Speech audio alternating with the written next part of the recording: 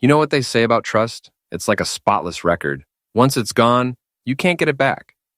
I learned that lesson 3 days before what should have been the happiest day of my life, sitting in my boxers at 2 in the morning, staring at a video that would change everything. My name is Nathan Callahan, and I'm a 38-year-old IT consultant who thought he had life figured out. I had a decent house in the Seattle suburbs, a reliable income fixing other people's computer problems, and a fiancée who could make my heart skip beats just by walking into a room. Sienna Sutherland was everything I thought I wanted. Gorgeous, ambitious, from a good family. The kind of woman who made other guys wonder what on earth she was doing with a blue-collar tech guy like me. The wedding was set for Saturday. Everything was paid for, planned down to the last detail. The venue, the flowers, the open bar that was going to cost me 3 months' salary. Sienna had been planning this thing for 18 months, and I'd been happy to write the checks and nod along. She had expensive tastes, but heck, you only get married once, right? She'd left Thursday morning for her bachelorette party in Portland. "Just the girls, babe," she'd said, kissing me goodbye. "Nothing crazy, just some wine tasting and spa treatments." Maya's organizing everything. Maya Chen was Sienna's best friend since college. And if anyone was going to keep things under control, it would be her. I was actually looking forward to the quiet weekend. Final preparations, maybe catch up on some client work, watch the game. Simple pleasures for a simple guy. Then my phone buzzed. Maya's name lit up the screen with a text message. "Nate, we need to talk. Call me when you get this. It's important." I almost ignored it. Maya was dramatic on her best days, and with wedding stress running high, I figured she was probably freaking out about some bridesmaid dress crisis. But something in those words made me dial her number. "Nate?" Her voice was shaky, like she'd been crying. "Hey, Maya, what's wrong? Is Sienna okay?" A long pause. Too long. "Nate, I'm going to send you something. I need you to see it before Saturday. I can't let you marry her without knowing." My stomach dropped. "Knowing what?" "Just watch what I'm sending you, then call me back." The line went dead. 30 seconds later, my phone chimed with a video file. I should have known right then. Should have felt it in my bones. But I was still living in the world where Sienna loved me, where we were going to have our fairy tale wedding, where trust meant something. I hit play. The video was clearly shot on someone's phone. The image a little shaky, but clear enough. It showed a hotel room, nice place. Definitely not the budget spot I would have picked. There were people on the bed, and it took my brain a few seconds to process what I was seeing. Sienna, my Sienna, half-dressed, wrapped up with 2 strangers in a way that left no room for doubt. She wasn't drunk. She wasn't confused or making a mistake. She was laughing, fully in control, like this was exactly what she wanted. "Oh God, yes," her voice came through my phone's speaker, crystal clear. "This is so much better than wedding planning." I watched my fiancée, the woman I'd been faithful to for 3 years, the woman who'd picked out china patterns and argued about flower arrangements, betray me with 2 strangers like it meant nothing. The video went on for almost 10 minutes. 10 minutes of watching my life implode in high definition. When it ended, I sat there in the dark for a long time. My hands were shaking. My chest felt like someone had reached in and ripped out everything important. I called Maya back. "I'm so sorry, Nate," she said before I could speak. "I couldn't let you find out after the wedding. I couldn't let you marry her, knowing what I knew." "How did you—" I left early, headache. Came back to the hotel to get my migraine medication and heard them through the door. I recorded it because I knew no one would believe it otherwise. She's been planning this. She called them before we even left Seattle. Planning it. She said she wanted to get it out of her system before becoming a boring married woman. Those were her exact words, Nate. She said you'd never find out, and what you didn't know wouldn't hurt you. I hung up and stared at my phone for another hour. Then I started making calls. First, the wedding venue.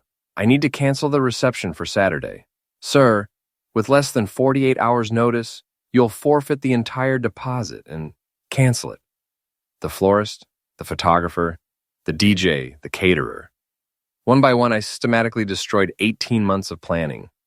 Some of them argued about deposits and contracts. I didn't care. Money was just numbers on a screen now. Then I opened my laptop and did something that felt like jumping off a cliff. I composed an email to Sienna's parents, Patricia and George Sutherland, old money, country club people who'd never quite warmed up to their daughter's choice in men, but had been polite enough about it. Patricia and George, I typed. I'm sorry to inform you that there will be no wedding on Saturday. The attached video explains why. I thought you should know what kind of woman you raised. Nathan. I attached the video file and hit send before I could change my mind. My phone started ringing immediately. Sienna's number. I let it go to voicemail. Then it rang again.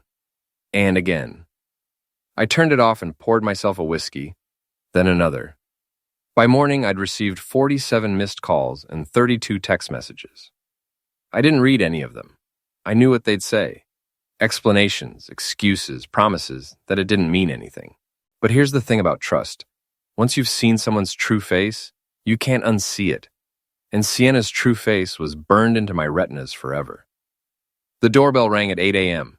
I opened it to find Patricia Sutherland standing on my porch, still in her robe, her face red with fury and embarrassment. How could you send us that? She demanded. How could she do that? I replied. Patricia's anger crumbled. We had no idea she was capable of that. George is beside himself. We've already called the country club to cancel the reception. Good. Save yourselves the embarrassment. What about Sienna? What about her? She's our daughter, Nathan. We can't just... You raised her. You deal with her. I closed the door and went back to my whiskey. Sienna came home Sunday night like a conquering hero returning from battle, rolling her suitcase through the front door with a smile on her face and a gift bag in her hand.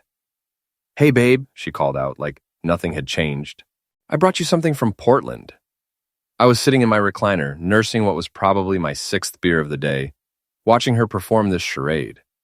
She looked gorgeous, as always, tanned from whatever outdoor activities they'd done. When she wasn't busy screwing strangers, her blonde hair was perfectly styled, her makeup flawless, despite the 5-hour drive. How was the party? I asked, my voice flat. Oh, you know how these things go. Too much wine, too much girl talk. Maya got a little crazy, but it was fun. She leaned down to kiss me, and I turned my head so her lips hit my cheek instead. Something wrong? She asked, straightening up. There was just a flicker of uncertainty in her eyes. You tell me. Nathan, what's going on? You seem weird. I picked up my phone and played the video. The color drained from her face as she watched herself on screen. When it ended, she stood there for a long moment, her mouth opening and closing like a fish. Where did you get that? Maya sent it to me, Friday night. That witch! The venom in her voice was something I'd never heard before. She had no right. No right to what? Tell me the truth about my fiancé? Nathan, listen, it's not what it looks like. I laughed, actually laughed. Really? Because it looks like you're hooking up with 2 guys you just met while telling them how much better it is than wedding planning. I was drunk. You were sober enough to direct traffic. She started crying then, the kind of pretty tears that had always worked on me before. It was a mistake. A horrible, stupid mistake. It didn't mean anything. That makes it worse, not better. What do you mean? If it didn't mean anything, why did you do it? If I don't mean anything more to you than Random Johnson at a bachelorette party, what the heck are we doing here? You mean everything to me. I love you. You love the idea of me. The security, the wedding, the house in the suburbs. But you don't respect me enough to keep your legs closed for one weekend. The tears stopped. Don't talk to me like that. I'll talk to you however I want. This is my house. Our house. Check the deed. She stared at me for a moment, then seemed to remember something. Wait, why aren't you at the rehearsal dinner?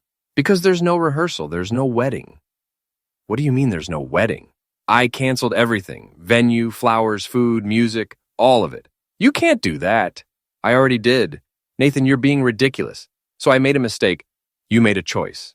Multiple choices. You chose to call those guys. You chose to invite them to your hotel. You chose to be with them. You chose to laugh about how much better it was than being with me. Those weren't mistakes, Sienna. That was you. Her phone rang. She looked at the screen and her face went white. Daddy? I couldn't hear his side of the conversation, but I could guess. No, Daddy, it's not. Yes, that's me, but Daddy, please don't. I can explain. She hung up and turned to me with pure hatred in her eyes. You sent it to my parents? I thought they should know what kind of daughter they raised. You bastard! You're like vindictive bastard.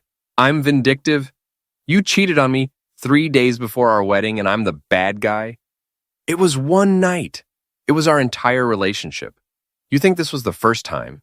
You think I'm stupid enough to believe You just suddenly decided to become an adult video star for one weekend? The look on her face told me everything I needed to know. Oh, I said, that there have been others. Nathan, get out. This is my home too. No, it's not. Your name isn't on anything. The mortgage, the utilities, the insurance, it's all mine. You've been playing house, but this was never your house. You can't just throw me out. Watch me. I stood up and walked to the front door, holding it open. Get out, Sienna. Take your crap and get out of my house. Where am I supposed to go? Call one of your boyfriends. I'm sure they'll be happy to help. She grabbed her purse and stormed toward the door, then turned back. This isn't over, Nathan. You think you can humiliate me and just walk away? I think I can protect myself from a cheating hoe. Yeah. She slapped me. Hard. The sound echoed through the house. Feel better? I asked. Forget you. You already made your choice this weekend. I'll pass. She left, slamming the door so hard the windows rattled. I poured another beer and sat back down. My phone was buzzing with messages, but I ignored them. Instead, I opened Facebook and typed a simple status update. Wedding's off. Sometimes you learn who people really are at exactly the right time. Within an hour, the comments started rolling in. Friends asking what happened, offering support, demanding details. I didn't respond to any of them, but I watched the speculation grow. Maya commented, I'm so sorry, Nate. You deserve better. That opened the floodgates. People started messaging Maya. And Maya, bless her heart, was apparently done protecting Sienna's reputation. By Monday morning, half of Seattle knew that Sienna Sutherland had been caught cheating at her own bachelorette party. The other half would know by lunch. My sister Jenna called around noon. Holy crap, Nate. Maya just told me everything. Are you okay? I'm perfect. No, you're not. You're probably sitting in your house drinking beer and planning something stupid. I'm sitting in my house drinking beer and planning something brilliant. Nathan, she thought she could humiliate me in private and then walk down the aisle like nothing happened. She was wrong. What are you going to do? I'm going to make sure everyone knows exactly who Sienna Sutherland really is. Be careful. Don't do anything that'll get you arrested. I'm not going to break any laws. I'm just going to tell the truth. The truth can be dangerous. So can lies. And I'm done living with hers. Tuesday morning brought a knock on my door that I wasn't expecting. I opened it to find a guy I'd never seen before. Tall, muscular, the kind of artificially tanned pretty boy that spent more on hair products than I spent on groceries. You, Nathan? He asked. Depends who's asking. I'm Wesley Bosch. I think we need to talk. It took me a second to place the name, then it clicked. Wesley Bosch was Sienna's personal trainer, the guy she'd been seeing twice a week for the past year to stay in shape for the wedding. Looking at him now, I realized those sessions probably involved a lot less cardio than I'd imagined. Let me guess, I said. You're one of the guys from the video. His smirk confirmed it. Sienna's pretty torn up about what you did to her. What I did to her. Sending that video around, canceling the wedding, throwing her out. That's pretty cold, man. Not as cold as sleeping with her trainer behind my back. Hey, she came to me. I was just giving her what she needed. And what was that? A real man. I laughed. A real man who has to sneak around with someone else's fiancée? That's your definition of masculinity? His face darkened. You think you're better than me? I think I'm honest. When's the last time you could say that? Sienna deserves better than some computer nerd who can't satisfy her. If I couldn't satisfy her, why didn't she just leave? Why sneak around? Why lie? Because she felt sorry for you. That stung, but I didn't let it show. Is that what you tell yourself, that you're doing charity work? I'm telling you that you need to make this right. Apologize to her, take her back, and we can all move on. Or what? Or things might get complicated for you. I looked at this pretty boy standing on my porch, threatening me over a woman who'd betrayed us both, and something inside me snapped. Wesley. I said, let me explain something to you. Sienna didn't just cheat on me with you, she cheated on you with me. For 3 years. Every time she came home to my bed after being with you, she was cheating on you with her fiancé. So before you come to my house acting like you won some prize, remember that the prize is a woman who lies to everyone she claims to love. The smirk disappeared. And another thing, I continued, that video Maya sent me, you're in it too. Which means everyone who's seen it knows exactly what you look like in that situation. How's that working out for your business? I could see him processing this, realizing that his face was attached to a love tape that half the city had probably seen by now. You're going to pay for this, he said. I already paid. 3 years of my life and about $30,000 in wedding expenses. But you? You're just getting started. I closed the door and watched through the window as he stomped back to his car, a flashy red Mustang convertible that screamed midlife crisis. As he drove away, I called my buddy Marcus O'Donnell. Mo was a freelance cybersecurity consultant, which was a fancy way of saying he knew how to find information that people didn't want found. We'd worked together on a few corporate projects, and he owed me a favor. Nate, heard about the wedding. Sorry, man. Don't be sorry. Be helpful. I need you to find out everything you can about a guy named Wesley Bosch. Personal trainer, probably runs his business out of one of those upscale gyms. What kind of everything?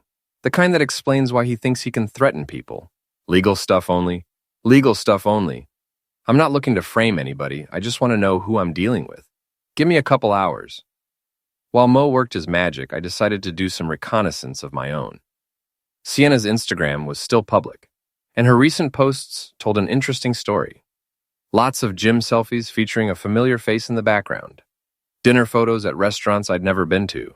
Check-ins at locations that didn't match the stories she'd told me about her evenings. I screenshotted everything. My phone rang around 3. Mo. Your boy Wesley's got some interesting history, he said. 3 gyms in the last 5 years, always leaving under mysterious circumstances. Couple of harassment complaints that got settled out of court. And get this, he's not actually a certified trainer, just good at looking the part. What kind of harassment? The kind where married women pay for personal training and get a lot more personal than their husbands expected. He's got a type, and apparently your ex-fiancée fit it perfectly. Anything criminal? Nothing that's stuck, but there's a pattern. He targets women with money, seduces them, then uses the relationship to get business referrals and financial support. Classic gigolo behavior. Send me everything you found. Already in your email. What are you planning? Community service. I'm going to make sure people know what they're dealing with. That evening, I created a simple website. Nothing fancy, just a basic page with a clear title, The Truth About Wesley Bosch. I posted Mo's research, the screenshots from Sienna's social media, and a detailed timeline of how a fake personal trainer had systematically targeted engaged and married women. I didn't post the video. That would have been illegal, non-consensual, intimate content, and I wasn't interested in breaking any laws. But I didn't need to. The evidence spoke for itself. Then I did something that felt almost too easy. I looked up the contact information for every gym in the Seattle area and sent them a link to the website with a simple message. Thought you should know about this person who might be seeking employment in your industry. By Thursday morning, Wesley's current gym had terminated his contract. By Thursday afternoon, 3 of his former clients had posted their own stories on social media, detailing how he'd manipulated them into affairs and then tried to blackmail them when they wanted to end things. Sienna called me Thursday night screaming, "What did you do to Wesley?" I told the truth, same thing I did with you. You destroyed his career. He destroyed his own career. I just made sure people had the information they needed to protect themselves. He's talking about suing you. For what? Posting public records and social media screenshots? Good luck with that. Nathan, this has to stop. You've made your point. Have I? Because it seems like you still think you're the victim here. I made a mistake. You made a choice. Multiple choices. And now you're living with the consequences. What do you want from me? Nothing. I want nothing from you. I want you to disappear from my life completely. That's not going to happen. Why not? Because this isn't over. She hung up, and I realized that Wesley wasn't the only one who thought they could threaten me. I was wrong about that being the end of it. Friday morning brought a new surprise. A process server at my door with a lawsuit. Sienna was suing me for defamation, emotional distress, and interference with her business relationships. I called my lawyer, David Kim, and read him the complaint. This is garbage, he said. Everything you posted was true, right? Provably true. Then this is just harassment. She's trying to intimidate you into backing down. Is it going to work? Not if you don't want it to, but defending yourself is going to cost money. How much money? Probably more than she has, which makes me think someone else is funding this. Wesley? Or her parents. Old money families don't like public embarrassment. I thought about Patricia Sutherland standing on my porch in her bathrobe, mortified by her daughter's behavior. I don't think it's her parents. Then it's the boyfriend, which means he's more invested in this than just a casual affair. What do you mean? I mean, he's probably been planning this longer than you think. Some of these guys, they target women specifically to get access to their resources, money, connections, social status. You think he was after more than just love? I think you should ask yourself why a guy who barely knows you would come to your house and threaten you over a woman who was cheating on both of you. That was a good question, and I was pretty sure I wasn't going to like the answer. The answer came Saturday night in the form of broken glass and spray paint. I'd been out having dinner with my sister Jenna, trying to maintain some semblance of normalcy while my life imploded in slow motion. We'd gone to her bar, the Rusty Anchor, a dive on the waterfront that served the best burgers in Seattle and didn't judge you for drinking whiskey at 3 in the afternoon. You're handling this better than I expected, Jenna said, sliding another beer across the bar. What did you expect? I don't know, more wallowing, more self-pity, maybe some drunk dialing. I'm too angry for self-pity. Good. Anger's useful. Self-pity just makes you fat. Thanks for the life coaching. That's what sisters are for. That and telling you when you're being an idiot. Am I being an idiot? Not yet, but you're getting close. What do you mean? I mean you're enjoying this too much. The revenge, the public humiliation, the lawsuits. It's like you're addicted to the drama. She started this, and you're escalating it. There's a difference between defending yourself and declaring war. Maybe war is what she needs. War is what gets people hurt. And you're not a soldier, Nate. You're a computer nerd with a broken heart and a mean streak. Your confidence in me is overwhelming. My confidence in you is exactly why I'm worried. You're smart enough to do real damage, but you're hurt enough to not think through the consequences. I was about to argue when my phone rang. Unknown number. Nathan Callahan.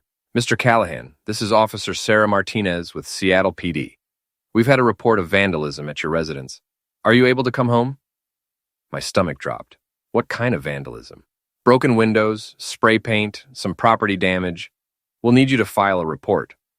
I looked at Jenna, who was already grabbing her keys. I'll be right there. The damage was worse than I'd expected. Both front windows were shattered, and someone had spray-painted "Cheater" across my garage door in red letters 3 feet tall. My mailbox was destroyed, and my car had deep scratches along both sides. Officer Martinez was a small woman with tired eyes and the kind of professional sympathy that came from seeing too much human stupidity. Any idea who might have done this? She asked. I've got some theories. Care to share them? I told her about Wesley, about the lawsuit, and about the threats. She took notes and nodded in the right places. We'll check for prints, but this kind of thing is usually pretty hard to prove unless someone saw it happen. What about security cameras? Do you have any? No, but my neighbor might.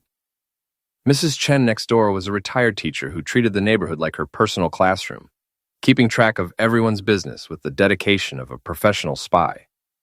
If anyone had seen something, it would be her. Mrs. Chen, I called over the fence. Did you see anything tonight? Oh, Nathan. She hurried over, her face full of concern. I heard the noise around 9:30, looked out my window, and saw a red sports car speeding away. Officer Martinez perked up. Can you describe the car? One of those Mustangs, I think. Convertible. Very loud. I smiled grimly. Wesley's car. Did you see the license plate? I'm sorry, it was too dark. That's okay, Mrs. Chen. Thank you. Officer Martinez finished her report and handed me a case number. We'll follow up on the car, but I have to warn you, even if we can prove who did it, property damage like this is usually just a misdemeanor. Fines and restitution, maybe some community service. What about the threats? Did he threaten you specifically with violence? I thought about Wesley's exact words. He said things might get complicated for me. That's pretty vague. Not really enough for a harassment charge. After the police left, I stood in my driveway looking at the damage. The broken glass, the spray paint, the scratched car. It was all fixable. But it was also a message. This was just the beginning. My phone buzzed with a text from an unknown number. This is what happens when you mess with people's lives. Back off or it gets worse. I screenshotted the message and forwarded it to Officer Martinez, then called David Kim. They're escalating, I told him. Are you surprised? I'm pissed off. Good. Pissed off is better than scared. But you need to be smart about this. What do you mean? I mean you can't retaliate, not directly. If you go after him now, it looks like a pattern of harassment. You become the bad guy. So I just take it. You document everything, you report everything, and you let them hang themselves. That's it. That's how the law works, Nate. It's not about justice, it's about evidence. I hung up feeling frustrated and helpless. Wesley and Sienna were playing by street rules while I was stuck following the law. It didn't seem fair. But then I remembered something Mo had taught me about cybersecurity. The best defense isn't a firewall. It's making yourself a harder target than the guy next to you. I called him. I need better security, I said. What kind of security? The kind that records everything and sends it directly to the cloud so it can't be destroyed. I can have a system installed by Monday. Cameras, motion sensors, the works. Do it. What else? I need you to monitor Wesley Bosch's social media. All of it. If he posts anything about me, I want to know immediately. You think he's going to confess online? I think he's arrogant enough to brag about it. I was right. Sunday morning, Wesley posted a photo on Instagram of himself at the gym with the caption, "Some people can't handle the truth about themselves. Lashing out just proves they know they're weak." It wasn't a confession, but it was close enough. I screenshotted it and added it to my growing file of evidence. Then I did something that felt like crossing a line. I posted my own photo on Facebook, a picture of my vandalized house with the caption, "This is what happens when you tell the truth about people who prefer lies." Some people think intimidation will make me back down. They're wrong. The response was immediate and overwhelming. Friends offering support, neighbors expressing outrage, strangers sharing their own stories of harassment and intimidation. Within hours, the post had been shared hundreds of times. More importantly, 3 people came forward with information about Wesley. 2 former clients who'd been afraid to speak up before, and 1 gym employee who'd witnessed him making threats against other people who'd crossed him. By Monday morning, I had enough evidence to file for a restraining order. By Monday afternoon, Wesley Bosch was legally required to stay at least 500 feet away from me, my home, and my workplace. But restraining orders are just pieces of paper, and Wesley didn't strike me as the kind of guy who had a lot of respect for the law. I was right about that, too. Tuesday brought news that changed everything. Sienna had been fired from her job. Maya called to tell me, her voice a mixture of satisfaction and concern. They said it was about personal conduct that reflects poorly on the company, she explained. Apparently, someone sent the video to her boss. Someone? Don't play dumb, Nate. We both know you're behind this. She was wrong, but I didn't correct her. Let them think I was more connected than I actually was. What's she going to do now? What do you think? She's blaming you for everything. Her job, Wesley getting blacklisted from every gym in the city, her parents cutting her off. Her parents cut her off? Last week. Patricia told her that if she wanted to act like trash, she could live like trash. They're not paying for her apartment anymore. I felt a flicker of something that might have been sympathy, but it died quickly. Sienna had made her choices. Now she was living with the consequences. Where's she staying? With Wesley, in some studio apartment in Belltown. It's not exactly the lifestyle she's used to. And how's that working out? About as well as you'd expect. Turns out Wesley's a lot less charming when he's not the guy on the side. Shocking. Nate, I need to tell you something else. They're planning something. What kind of something? I don't know exactly, but Wesley's been talking to some of his friends. Guys from the gym, that kind of crowd. Sienna thinks if they can make you look bad enough, she can get her life back. Make me look bad how? I don't know, but you need to be careful. I thanked Maya and hung up, then called Officer Martinez to report the conversation. She listened patiently but didn't sound optimistic. Unless they make specific threats or actually do something, there's not much we can do, she said. So, I wait for them to attack me again? You stay alert and document everything, and maybe consider staying somewhere else for a few days. I thought about that advice while I installed the last of Mo's security cameras. The system was impressive. Motion-activated recording, night vision, automatic cloud backup. If anyone came near my house, I'd have video evidence within seconds. But I wasn't planning to run. This was my home. My life. I'd already lost 3 years to Sienna's lies. I wasn't going to lose anything else. Wednesday night, I got my chance to prove it. I was in my kitchen around 11 p.m., cleaning up dinner dishes when the motion sensors triggered. My phone immediately lit up with alerts from the security system. I opened the app and saw 4 figures approaching my house from different directions. One of them was clearly Wesley. Even in the dark, his gym-sculpted silhouette was unmistakable. The others were strangers, but they moved with the kind of aggressive confidence that suggested they weren't here to chat. I called emergency first, then grabbed the baseball bat I'd started keeping by the front door. Seattle Police, what's your emergency? This is Nathan Callahan at 1247 Pine Street. I have 4 men approaching my house with what appears to be criminal intent. I have video surveillance recording everything. Are they armed? I checked the camera feed again. I can see what looks like a crowbar and maybe a knife. Stay inside, sir. Units are en route. But staying inside wasn't an option. They weren't here to vandalize my property. They were here for me. And if I waited for them to break in, I'd be trapped. I turned on every light in the house, grabbed my phone, and walked out the front door. "Evening, Wesley," I called out. "Nice night for a home invasion." They froze, clearly not expecting me to come outside. "We're not here to hurt you," Wesley said, but the crowbar in his hand suggested otherwise. "Really? Because the tools say different. We just want to talk. At 11 p.m., with 3 friends and a crowbar? That's not talking, that's intimidation. You've destroyed my life," he said, stepping closer. "My career, my reputation, everything. You destroyed your own life. I just made sure people knew about it. You think you're so smart, don't you? Hiding behind lawyers and websites and police reports. I think I'm smarter than someone who commits crimes while being recorded by multiple security cameras." That gave him pause. He looked around and spotted the cameras for the first time. "Turn them off." "No. Turn them off or we'll destroy them. Go ahead. They're already uploading to the cloud. Destroying them just adds to your charges." I could hear sirens in the distance, getting closer. "You hear that?" I asked. "That's the sound of your plan falling apart." Wesley's face twisted with rage. "You think you've won? This isn't over." "Yeah, it is." The police arrived with lights flashing and tools drawn. Wesley and his friends were arrested on charges of criminal trespass, possession of burglary tools, and conspiracy to commit assault. The video evidence made it an open and shut case. But the real victory came the next morning, when the local news picked up the story. "Local man fights back against harassment campaign," was the headline. And the article painted me as the victim of an elaborate revenge plot by my cheating ex-fiancée and her criminal boyfriend. The story went viral. By Thursday afternoon, I'd received interview requests from 3 different news stations and a producer from a true crime podcast. Sienna's name was trending on social media, and not in a good way. Friday morning brought the final blow. Wesley's arrest had triggered a deeper investigation into his business practices. The state attorney general's office was now looking into fraud charges related to his fake credentials and the money he'd taken from clients under false pretenses. Sienna called me that afternoon sobbing, "Nathan, please, you have to make this stop." "I can't make anything stop. This is the legal system working exactly like it's supposed to. Wesley's going to prison. I've lost everything. My job, my family, my home.